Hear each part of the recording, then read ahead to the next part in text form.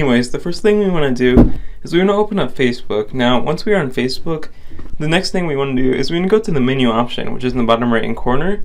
All you have to do is click on that, and then from here, what you need to do, scroll down and find where it says Settings and Privacy. It was a little drop-down menu.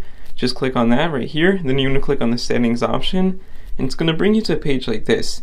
From here, what you're going to want to do is you just want to scroll down and see the Preferences option.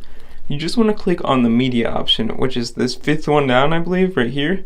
Once you click on that, we just want to turn on the Optimized feature, and we actually want to turn on, toggle on, whatever you want to call it, the feature to optimize the media quality. And this basically will allow everything to be posted and be viewed in full quality using maximum data or Wi-Fi connection so that it can be viewed at the crispest quality of all time. And if you found this video helpful, leave a like down below and subscribe, because we're trying to reach 500 subscribers. It would mean a lot to me.